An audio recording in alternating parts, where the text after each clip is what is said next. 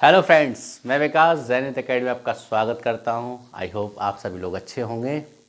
मैंने आपको अब तक के वीडियो में भारत का परिचय तथा भारत की नदियां दोनों ही चैप्टर मैंने समाप्त कर दिए हैं। आज हम तीसरा चैप्टर पढ़ेंगे भारत के हिमालय के बारे में, यानी हिमालय पर्वत, जो कि जैसे नदियाँ इम्पोर्टेंट है वैसे ही हिमालय पर्वत भी क्या है, इम्पोर्टेंट है। लगता है मेरी वीडियो आप लोगों को पसंद नहीं आ रही है, नोट्स मेरे ख्याल से प्रोवाइड नहीं हो पा रहे हैं, बना भी नहीं रहे हैं। ठीक है, तो मैं चाहूँगा कि इस बार जो मैंने कुछ इम्प्रूवमेंट किया है अपनी वीडियो में, ताकि आप लोगों को अच्छा लगे, बेहतर लगे। ठीक है चाहें तो आप शुरुआत में स्क्रीनशॉट भी ले सकते हैं नोट्स बनाने के लिए। ठीक है, हम देखिए कई एग्ज़ामों के स्तर से पढ़ते हैं, यानी कि जो हम जो तैयारी करते हैं वो कई एग्ज़ामों के स्तर से करते हैं। जैसे कि आपका पीसीएस है, लोअर पीसीएस है, ठीक है, यूपी के लेखपाल हैं, पुलिस है, और आपका एसआई है, ठीक है, यूपी टेट है, एस टेट है। ये सब एग्ज़ामों में प्रश्न आते हैं, लेकिन प्रश्न कहीं बाहर से तो आते नहीं हैं। प्रश्न क्या होते हैं, सब यहीं से होते हैं। प्रश्न कहीं बाहर से तो होते नहीं हैं, प्रश्न सब यहीं से आते हैं। जैसे कि हिमालय है, हिमालय पर्वत है, तो अब वो हिमालय पर्वत है भाई, चेंज तो होगा नहीं। आप कहें कि यूपीएससी में चेंज हो जाएगा, नहीं होगा। ठीक है, आप कहें पीसीएस में चेंज होगा, नहीं होगा। एसआई में प्रश्न करें, नहीं होगा। तो देखिए भारत का हिमालय है तो हिमालय रहेगा, नदी है तो नदी रहेगा, पर्वत यानी कि परिचय है तो परिचय रहेगा। बस जो एग्ज़ाम के जो क्वेश्चंस होते हैं वो किस तरीके से आते हैं, किस तरीके से पूछे जाते हैं, जब तक ये हमें नहीं पता होता है तब तक हमारा एग्ज़ाम क्रैक नहीं होता है। तो हम सबसे पहले टाइम को ना गवाते हुए अपनी वीडियो प्रारंभ करते हैं। हिमालय, ठीक है, तो पहला प्रश्न यही बनता है कि जो हिमालय है वह किस प्रकार का पर्वत है। हिमालय है वह किस प्रकार का पर्वत है। इससे पहले मैं आपको बता दूं, देखो हिमालय की जो उत्पत्ति है या निर्माण है वो किस प्रकार हुआ है, तो ये सब जितने भी प्रश्न ये सब मेंस में आते हैं लिखने के लिए, कि किस प्रकार से उद्गमित हुआ या किस प्रकार से निर्मित हुआ, कि नवीनतम हिमालय क्यों कहते हैं, नवीनतम हिमालय क्यों कहते हैं। ये सब मेंस के प्रश्न लिखने के लिए आते हैं। हमें जो एग्ज़ाम की तैयारी करनी है वो वन लाइनर क्वेश्चंस आते हैं, कुछ थ्योरेटिकल क्वेश्चंस आते हैं, मिलाने के लिए आते हैं। तो उस प्रकार से जितना ये सब कुछ बना है मैं समझता हूँ इतना बहुत ज़्यादा है। ठीक है, तो स्टार्ट करते कि हिमालय पर्वत जो है किस प्रकार का उदाहरण है, यानी विश्व के आधार पर पढ़ेंगे, विश्व भूगोल के आधार पर। तो हिमालय पर्वत किस प्रकार का उदाहरण है, तो हम कहेंगे नवीनतम हिमालय है। कौन सा है, नवीनतम हिमालय है। किस प्रकार का हिमालय है, नवीनतम हिमालय है। हिमालय पर्वत को किस प्रकार के हिमालय पर्वत के उदाहरण से जाना जाता है, तो हम कह सकते हैं वलित हिमालय भी कहा जाता है। क्या कहा जाता है, वलित हिमालय भी कहा जाता है। इसको हम मूड़दार हिमालय भी कहते हैं। इसको हम क्या कहते हैं, मूड़दार हिमालय भी कहते हैं। ठीक है, उसके बाद अगर उत्पत्ति की अगर मैं आपको शॉर्ट में समझाता हूं कि शॉर्ट में बताएं, तो देखिए एक ये क्या था, पहले इस प्रकार से एक पैंजिया था। क्या था, एक पैंजिया था। पैंजिया के मध्य में एक सागर था, तेथिस सागर। बता देता हूँ, फिर आप कहेंगे सर ने अधूरा छोड़ दिया, कि अरे बता ही देता हूँ। ठीक है, तो पैंजिया के मध्य में क्या था, तेथिस सागर था। ठीक है, तो तेथिस सागर था तो इसके दो भागों में विभाजित हो गया। ऊपर का लैंड जो था हमारा अंगारा लैंड, ठीक, दक्षिणी भाग जो था हमारा गोंडवाना लैंड, गोंडवाना लैंड। ठीक है, यानी कि जो पैंजिया था उसके मध्य में एक तेथिस सागर था, ऊपर का भाग अंगारा लैंड और नीचे का भाग गोंडवाना लैंड। ठीक है, भारत का जो प्रायद्वीपीय भाग है, भारत का जो ये वाला यानी कि जो प्रायद्वीपीय भाग है, ये हमारा किस लैंड का उदाहरण है, तो यह गोंडवाना लैंड का उदाहरण है। जैसे कि अभी प्रश्न पीसीएस में ये पूछा गया था कि कोयला क्षेत्र, कोयला जो क्षेत्र है वह किस लैंड का उदाहरण है, तो हम कह सकते हैं किस लैंड का उदाहरण है, वो गोंडवाना लैंड का उदाहरण है। इतना क्लियर हुआ कि जो भारत का जो ये वाला जो भाग है, हम हिमालय की उत्पत्ति पढ़ रहे हैं, ये वाला जो भाग है ये इंडो ऑस्ट्रियन प्लेट थी। कौन सी थी, इंडो ऑस्ट्रियन प्लेट थी, जो कि किसका भाग था, गोंडवाना लैंड का भाग था। ठीक है, प्लेट्स विपर्तन के कारण ये क्या हुआ, ये इससे अलग होने लगा। किससे, इससे अलग होने लगा। ये जो प्लेट्स थी ये किसकी थी, अफ्रीका की थी। किसकी प्लेट थी, भारत का जो प्रायद्वीपीय भाग था वो किसकी थी, अफ्रीका की प्लेट थी, जो कि प्लेट विपर्तन के कारण इनसे क्या होने लगा, भ्रंश उत्पन्न होने लगा और ये इससे अलग होने लगी। जब समय दर समय इससे, यानी कि ये यूरेशियाई प्लेट्स थी एक, कौन सी थी, एक यूरेशियाई प्लेट्स थी। तो इंडो ऑस्ट्रियन प्लेट यूरेशियाई प्लेट से टकराई, तो टकराने के कारण क्या होता है, जब आमने सामने कोई भी चीज़ टकराती है तो आपस में उठती है। तो ये वाली जो चीज़ थी, यानी ये वाला जो भाग था, ये इससे टकराया और जिससे कि हिमालय की उत्पत्ति हुई।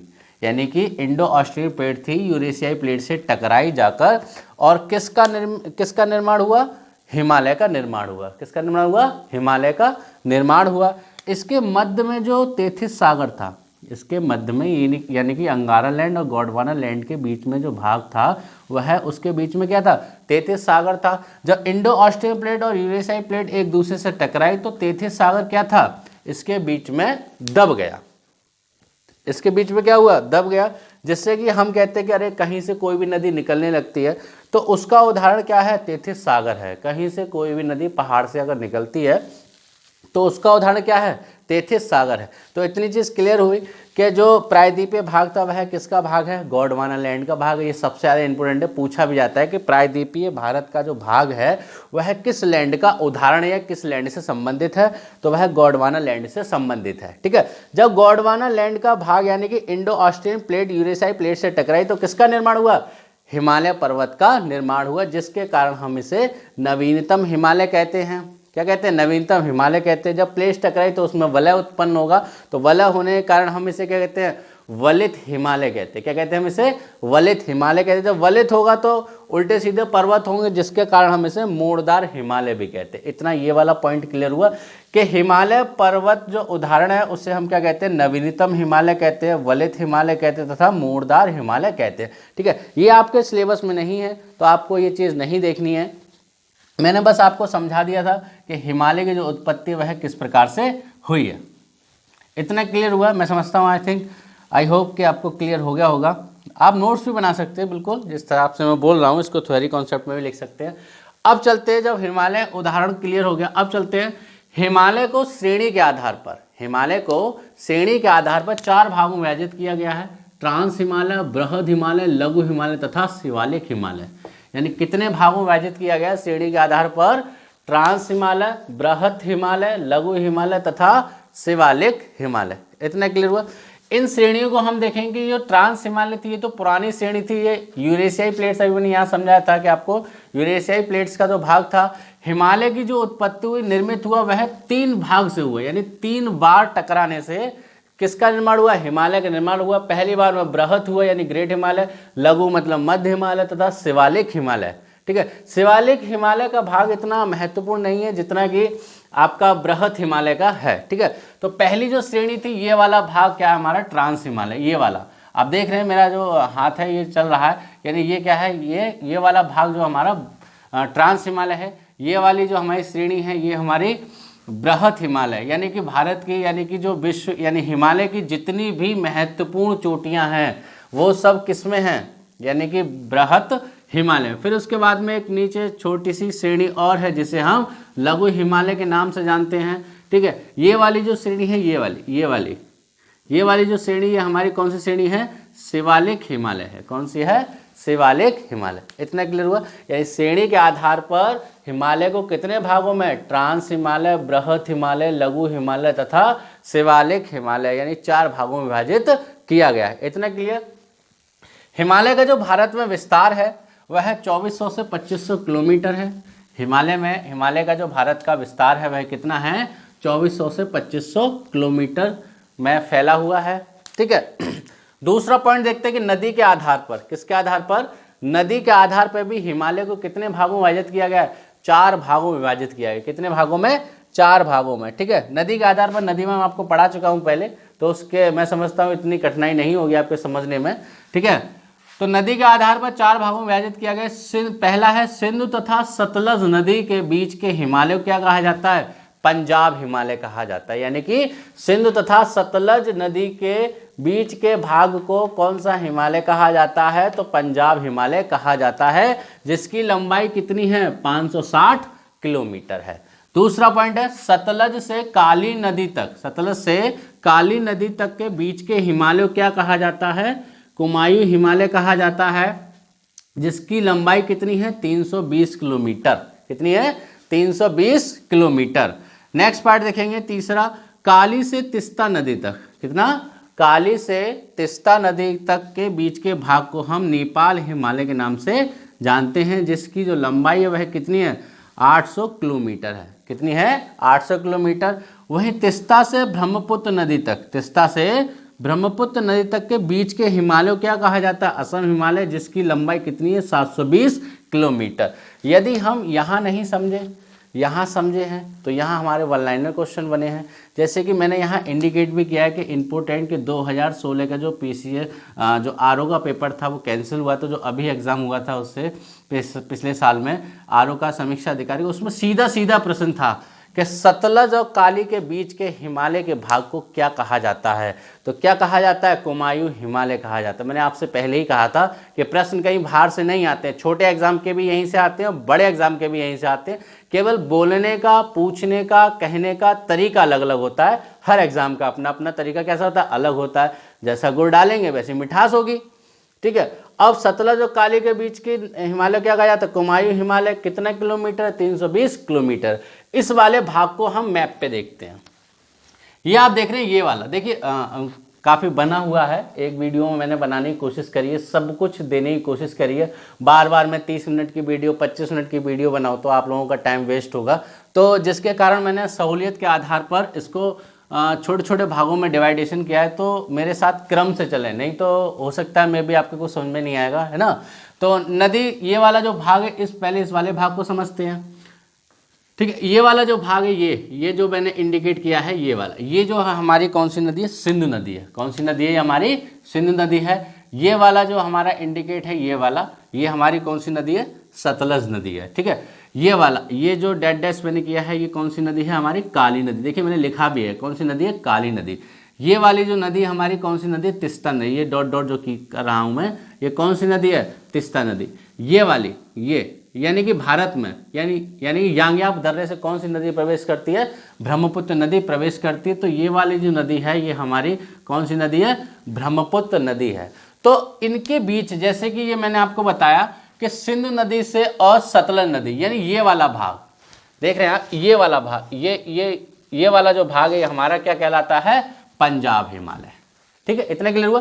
फिर दूसरा भाग मैंने बताया था सतलज से काली, यानी ये वाला भाग, ये वाला पोर्शन भाग क्या कहलाता है, हमारा कुमायूं हिमालय कहलाता है।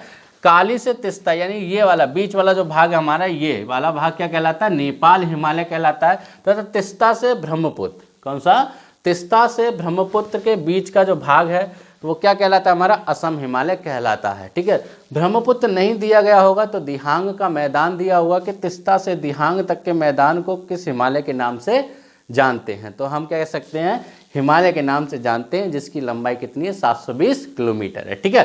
तो अब तक मैंने आपको श्रेणियाँ कंप्लीट करा दी, विस्तार, उदाहरण और आपके नदी के आधार पर, यानी आपके 3 प्रश्न मैंने आपके क्लियर करा दिए, ठीक है। अब आते हैं कि जैसे हिमालय पर्वत है, जिसका विस्तार उत्तर भारत में है, ठीक है, उत्तरी भारत में है। तो इसकी कुछ श्रेणियां हैं, पर्वत है, क्या है, पर्वत है, पहाड़ियां हैं, पर्वत है, पहाड़ियां। तो हम पहले क्या करेंगे, इसी श्रेणियों को देखते हैं कि ट्रांस हिमालय, ये वाला भाग क्या हमारा, ट्रांस हिमालय है। तो ट्रांस हिमालय के जो भाग है हमारे, जैसे श्रेणियां हैं, काराकोरम श्रेणी है, ये वाली श्रेणी हमारी काराकोरम है, ये लद्दाख श्रेणी है, जास्कर श्रेणी है, कैलाश श्रेणी है। यानी ट्रांस हिमालय में कितनी श्रेणी आती है हमारी, ट्रांस हिमालय में काराकोरम श्रेणी है, लद्दाख है, जास्कर है तथा कैलाश श्रेणी है।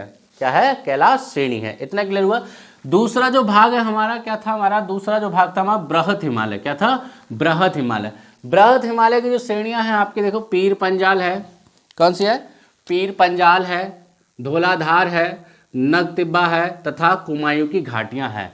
कुमायूं की घाटी यानी उत्तराखंड प्रसिद्ध है हमारा कुमायूं की घाटियों के लिए। तो ये प्रश्न भी पूछा गया कि कुमायूं की घाटियों से संबंधित कौन सा राज्य है, कुमायूं की घाटियों से संबंधित कौन सा राज्य प्रसिद्ध है, या उत्तराखंड की कौन सी घाटियां प्रसिद्ध हैं। तो हम कह सकते हैं कुमायूं की घाटियां प्रसिद्ध हैं। तो एक बार रिकॉल कर लेते हैं कि ट्रांस हिमालय की जो श्रेणियां हैं, ये वाली जो श्रेणियां हैं कौन कौन सी है, काराकोरम है, लद्दाख है, जास्कर है, कैलाश है। दूसरी बृहद हिमालय की जो श्रेणियां आपकी पीर पंजाल है, धौलाधर है, नगतिब्बा है तथा कुमायूं की घाटियां हैं।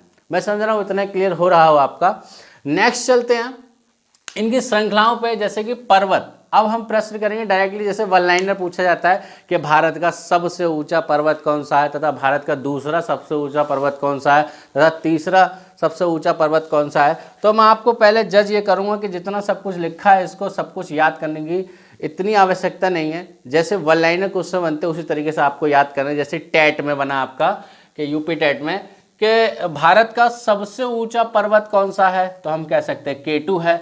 वहीं अगर SI का एग्जाम है तो भी यही प्रश्न पूछा जा सकता है, तो लेकिन उसमें क्या होगा, प्रश्न को घुमा दिया जाएगा कि भारत की सबसे ऊंची चोटी का अन्य नाम क्या है, तो हम कह सकते हैं गॉडविन ऑस्टिन है। तो हम देखते हैं कि ये वाला जो भाग है, ये वाला, ये किससे घिरा हुआ है, पाकिस्तान से। ये वाला जो भाग है हमारा, ये किससे घिरा हुआ है, चीन से घिरा हुआ है। ठीक है, तो पहले प्रश्न क्रॉस कर लेते हैं पर्वत पर कि भारत की सबसे ऊंची चोटी कौन सी है, तो हम कह सकते हैं भारत की जो सबसे ऊंची चोटी है वह कौन सी है, K2 है।